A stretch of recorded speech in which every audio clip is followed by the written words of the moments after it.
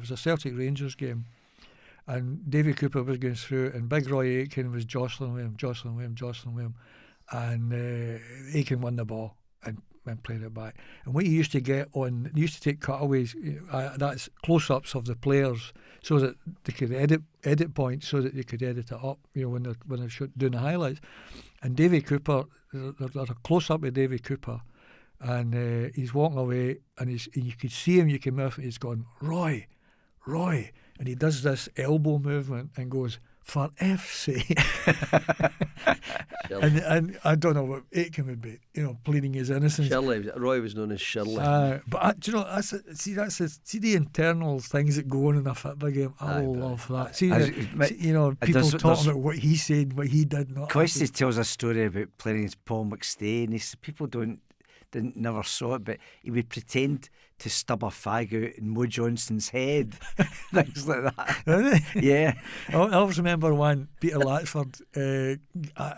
He was on Scots. It was on a game years ago. I was doing a dinner with Peter, and there was an incident, and it was always he'd made this point blank save, big Pedro. He turned one out of the bar point blank, and wee Doddy McDonald said something to him, and Peter laughed.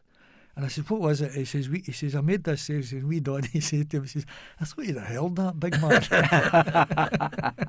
I know, see all the lunatics out there that are about, if they could see see, there's another thing. We'll go back to this thing again about, okay, Big Peter was English, but he understood the Scottish. And where's the, wonder what kind of banter goes on now between they don't know each other, Uruguayan and Slovakian. They don't seem to know each other or care. I mean, there's an interesting thing about that. That's a good point, because they come in now. They wear they don't talk in the bus. They wear headphones in the bus. I think all the players put them on so that they don't need zone. They don't have to talk to the media. They don't need. They go. Oh no, there's check. Get the headphones on. I think you'll find I was Chico exclusives. A Go Young had the one-to-one interviews with them. I didn't stand with the rest of the riffraff in a mixed zone having to talk to players. Do you think they just put the headphones on when they get off the bus? Absolutely. So. Or pretend to be in the phone. Sorry, I can't speak.